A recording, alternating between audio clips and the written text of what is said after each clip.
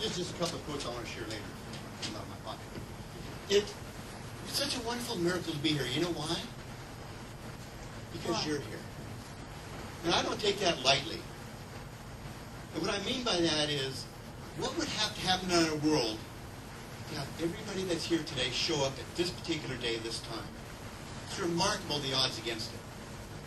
But yet, we're the ones here to dance today. Wouldn't you agree?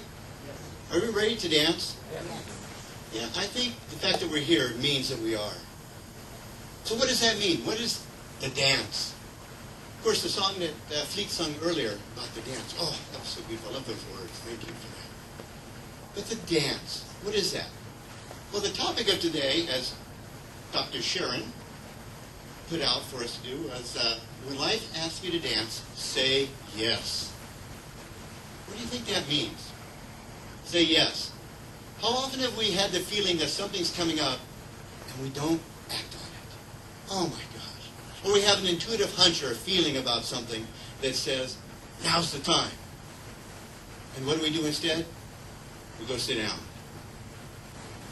Has anybody else had that experience before? Or is it just me? Yes.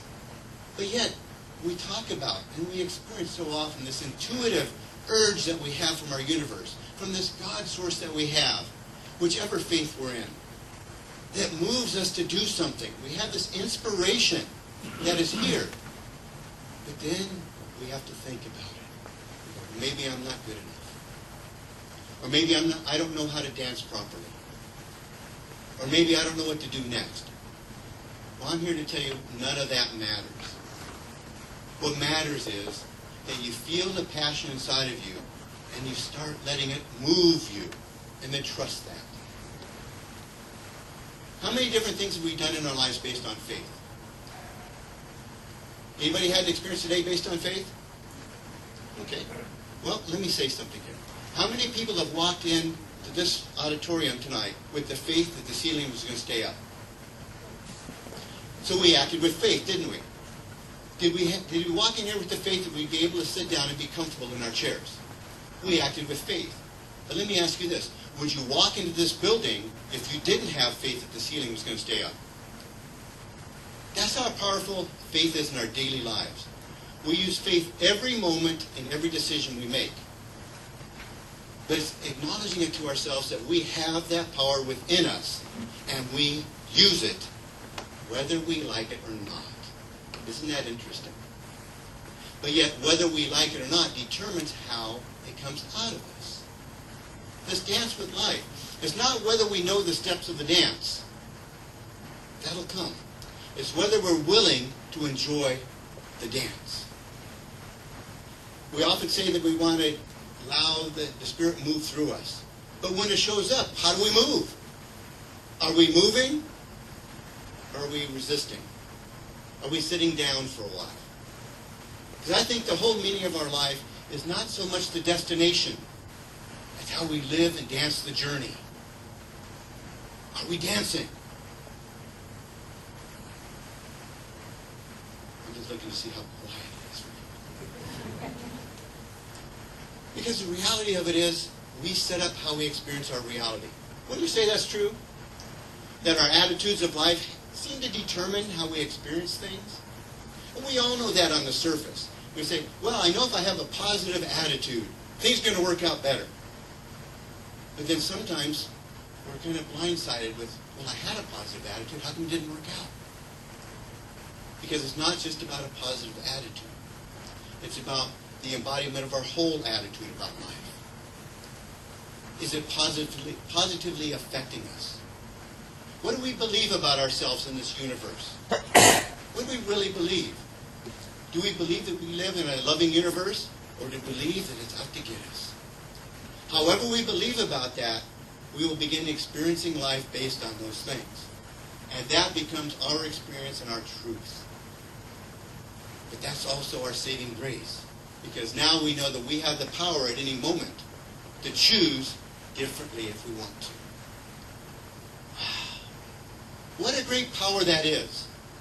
Could you imagine for yourself right now if you actually started to dance your beliefs that you really want to have and move towards the experiences that you want to have and let go of all the resistance, what would begin to happen? Well, I'll tell you, one thing would begin to happen. We'd have to start living and experiencing life without fears, without excuses. Isn't that interesting? If we actually started moving towards what we want with the grace of our own intuitive self, just in doing that, the fears would drop away, the excuses would drop away, the excitement will raise, the passion will raise. What better way to lift each other up? Would you imagine just for a moment, use your imagination for a moment, if you could live the life you really, really, really want to live, would it be different than today? For most of us, I would say yes. That's not that today is wrong, because it's not.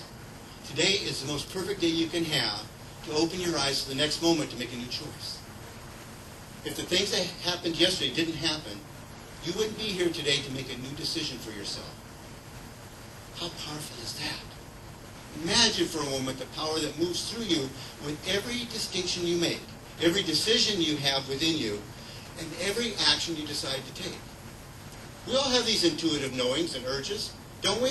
Anybody ever had a gut feeling about something? Yeah.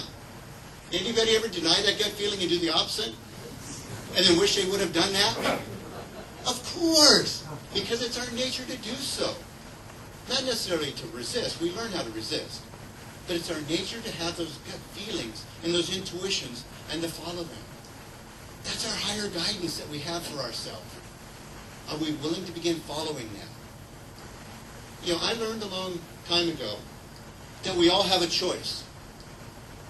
Of course, I learned that, but I didn't really get it for a long time. I had to finally get it inside. Does that mean I make the perfect choices every time? Of course. Does that mean I always feel good? No. And what I mean by that is every choice I make is perfect. Even if I didn't like the results, because I learned something from it. I evolved something from it. I became a better person because of it. And I think if we stop resisting that and stay in that mess that we think we create, I think, well, I made the wrong choice, and we'll spend 10 years figuring out the wrong choice before we move forward. I mean, I'm not the only one that's ever done that. No. What would happen if we realized I made the right choice based on all the information I had and where I was at the moment? What does that do when you can get to that place? It sets you up to be able to make what? Another decision? With new information now? How empowering, and how a better way to move through life, but to dance with what shows up.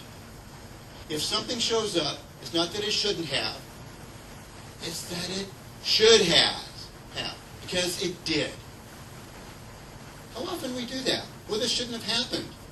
Or I shouldn't have done that. Or I should have done it differently. Only to realize it really doesn't matter. You're still here now. What if we said, wow, I'm so glad I did everything that I did. But be careful. Be very careful. Because that would move us into a sense of gratitude. And we may not want that. Because if we're grateful for something, that means that we can be here fully in the present. And nothing need be resisted. Gratitude is a powerful gift, a great dance. And what that means is that when things show up in our life, be grateful that it showed up, because it's your saving grace to have a new lesson, or a new adventure, or a new door to open, a new opportunity.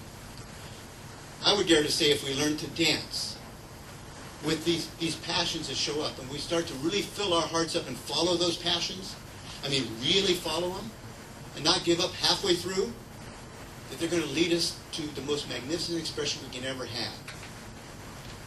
The sincere expression from our heart, from our source, whatever that is for us, in such a way that we get to manifest and create and revel in the magnificence of life. Why? Because we know it's us. How many here are living somebody else's dream, or at least it feels like it? You don't have to acknowledge. I know we do. But you know what the truth of that is? We're going to have a little bit of both. Because I think we're really here to help people with their dreams. That's the service part of us. We're here to be of service. But we're all here, also here to service ourselves. Be of service to our soul, to our expression. And if we can be in the divine expression that we are, the natural essence that we are, just imagine how much more useful and helpful we can be to others. It's magnificent if we begin to get that. And to also allow other people to be who they are in their journey. I know that was a little more difficult. Because we want us to change. And we want more change, right? Anybody else want things to change in their life? But when it shows up, sometimes do we like to change? No, because we all want change. We all want to see change in the world. But none of us want to change. Because if we change, things are different in our comfort zone. You know what a comfort zone is? Comfort zone is not comfortable, is it? It's just what's familiar, so we don't move out of it. But dance with life. Dance. Because I can promise you this, if you dance from your soul and your life and your energy that's really authentic and real within you, that passion that comes up, that moves you, life is going to unfold in some miraculous ways. And miracles are going to start showing up on a regular basis. Does that mean that none of them are lessons? No. Everything is a lesson. But they're all serving your highest good. Can we get that? Now, I'm not the one that's going to say that that's absolute truth, that everything is for your highest good. Now, that sounds a strange thing to say, isn't it? But here's why I say it. It really doesn't matter if it's the truth. If it's your truth, you will have experiences based on that. If you believe it's for your highest good and it's all coming through, you will have a different experience of life than you will if you believe that life is hard or life is difficult. You have to fight for everything and life is against you and you keep struggling. They're all choices. We can all learn, but it's the dance. I have a quote that I want to share by Joseph Campbell. Anybody ever heard of Joseph Campbell? Yeah, he says this. People say, here's some feedback coming up. People say that what we are all seeking is the meaning for life. I don't think that's what we're really seeking. I think what we're really seeking is an experience of being alive, so that our life experiences on the purely physical plane will have resonances with our own innermost being and reality, so that we actually feel the rapture of being alive. Think about that for a moment. Feel about that for a moment. Do we like being alive? Okay, let me ask you this. Would you like to feel more alive in everything you do? Yeah, that's good. Say yes. Yes. But think about that for a moment. Would you really like to feel more alive in everything you do? If you felt more alive, would your choices be different? Yes. Yes. If you felt more alive, would your relationships be better? Yes. Yes. If you felt more alive in everything you did, what do you think's going to happen for you? You think you'd feel more authentic? Do you think you'd have more energy? Do you think you'd be healthier? Do you think you'd be more vibrant? I believe so. But how do we become more alive? We have to dance. That's why I love that idea about the dance, because we dance about things that are so magnificent. And the truth of it is, we're dancing in our life now. Is it the dance you want? It's not that we're not dancing. Because the dance of life is really just a movement between where we are, our desires, beliefs, and whatever the source that we call our creative being. How are we dancing? I got something to share. I had a conversation, in fact, I was sharing it a little bit this morning. I had a conversation with somebody the other day, and we were talking about pancakes. What does pancakes have to do with Sunday morning, huh? Well, some people like pancakes on Sunday morning. But the conversation was this. The person I was talking to didn't like pancakes at all. At all. But yet, I also know this person, if they went to somebody's house and they served pancakes, they would eat them. So I asked the person this. If you're going to be eating the pancakes anyway, would you be willing to learn how to enjoy them? Because you're doing it anyway. Think about that for a moment. How many things do we do in our lives that we don't enjoy, and we're doing them anyway? What would happen if we allowed ourselves to really learn to enjoy what we're doing? Think about that. How many things do we do that say, I don't like doing that, but we're doing them anyway? The moment we start to find ways to add joy to what we're doing that we didn't like before, we start to come alive. We have this energy that fills us up because we're not resisting this anymore. We're allowing life to flow through it. It's magic. Would you agree that's kind of magical? That feeling of magic. I love that word magic. Because to me, magic is not something way out there. To me, magic is an essence of life. But it's also kind of a meaning that we give to life that says, wow, I can feel it. Because for some of us, feeling alive is magical. Because we haven't felt alive in a long time.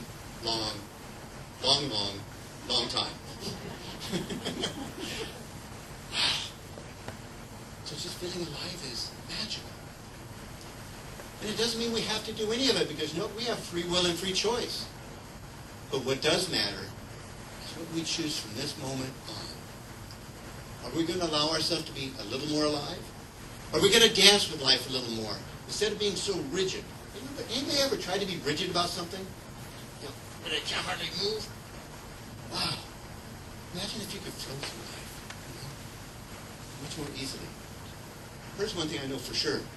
When we start to become less rigid, I didn't even say get rid of it yet, less rigid in our lives about things, our bodies become less rigid. They become more flexible.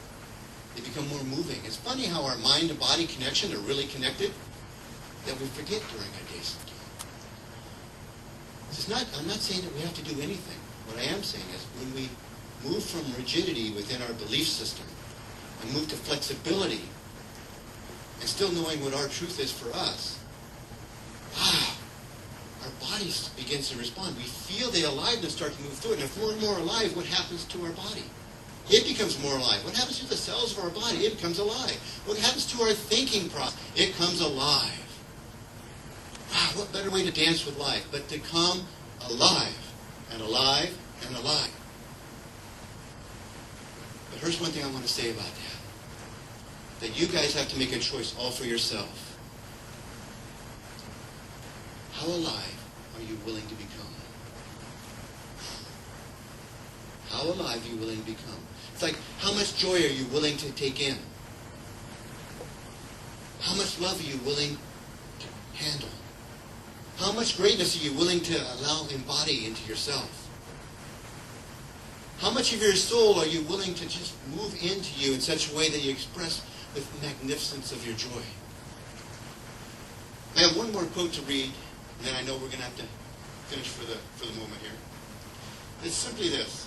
It's by Tama Keeves. She says, "It's more practical to be magical.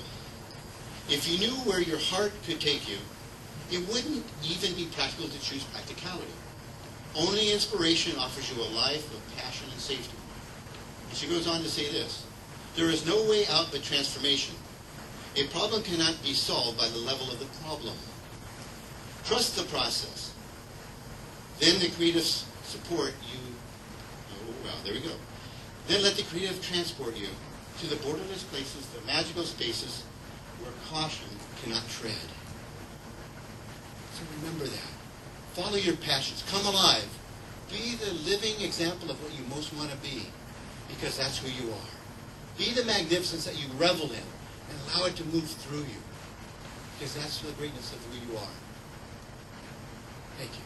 Thank you.